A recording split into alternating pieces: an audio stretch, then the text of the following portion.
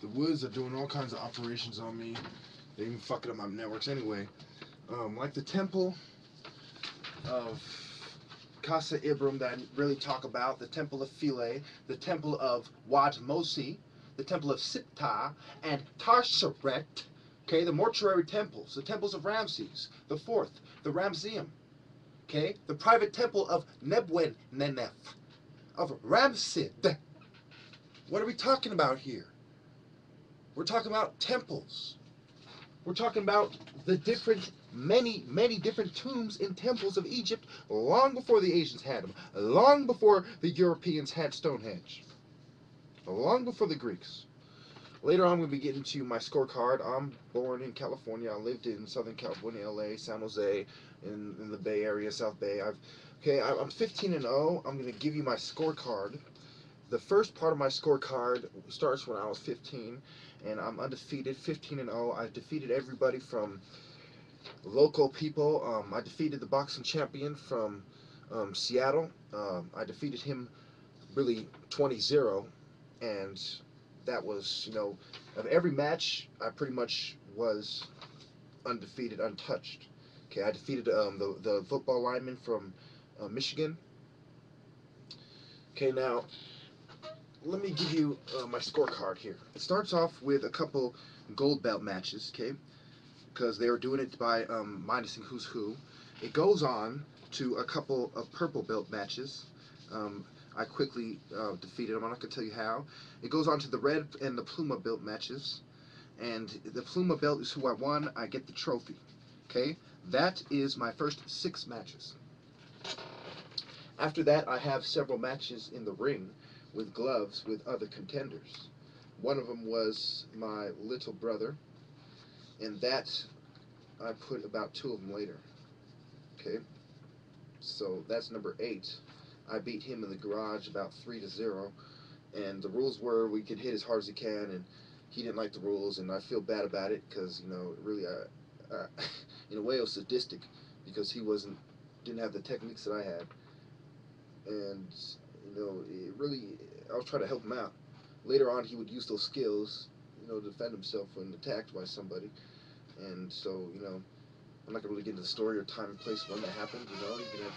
You can guess in the last 30 years when it happened, and you're not going to be able to. But anyway, we go on, and I'm not going to tell you which brother, whatever, or do I mean my literal brother, etc. Now, and we go on to talk about. See, that was match number 8, and before that match, I had a match. When there was a match with Glenn Finney that I won. He forfeited. That starts prior to. This is actually the first match, okay?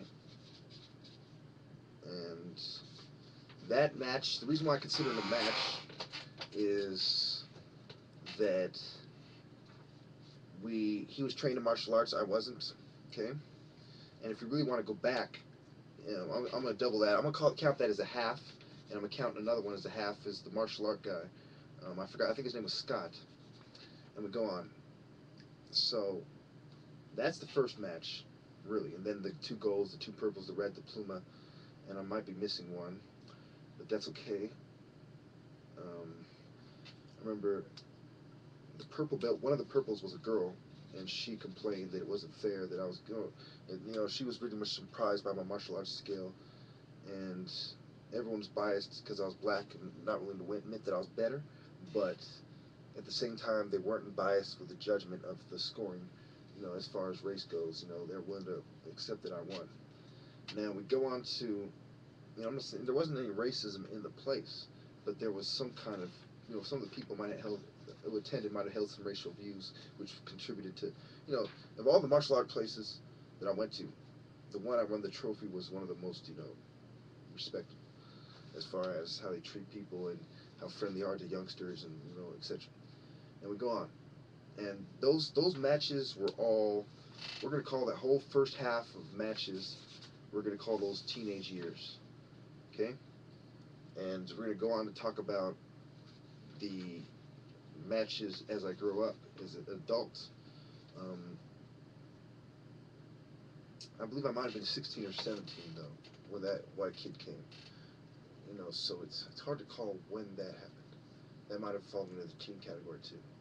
But anyway, as an adult, there's Lynn, there's the white boy. I'm trying to think of the other 2, 4, 5 matches, okay, and what to consider them. But I've given you 10 matches where I've beaten everybody, and that pretty much covers it. I'm not going to include the matches that I had when I was younger, the squabbles I won at boarding school. I'm not going to include any squabbles I had with you know, my neighbors, and you know, tussles I had when I was younger, except for Glenn, because you know, anything that had to do with martial arts I'm going to include. If you know, we don't include that, I'm not going to include the forfeits like Chris Corona. I'm not going to include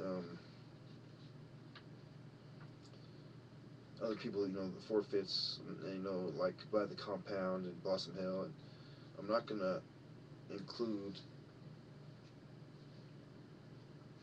some wrestling matches. Wrestling doesn't count. We're just talking about strictly in the ring, strictly who won, and you know, that's all we're going to cover. Now, if we want to go back and include the, you know, there was different drills we did that I won, like when I kicked Gene in the head, and it was a rumble. You know what I'm saying? It proved I did good in a rumble situation and in the ring, because I won in the rumble drill and I won in the one-on-one trophy.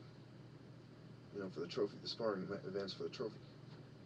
And you know, there's also big bear competition I didn't. There's definitely competitions I didn't attend. There's definitely people who have more respect, more renown than me, and I'm not going to mention their name, but one has, you know, we'll call Mike, and you know, I'm not going to say which one, but he definitely has respect. And I'm going to cover the next, because I'm running out of low on time. I have a, you know, I got to get set up things around here, and you know, I got a protest to arrange and stuff like that. So I'm going to end the video short. Thank you.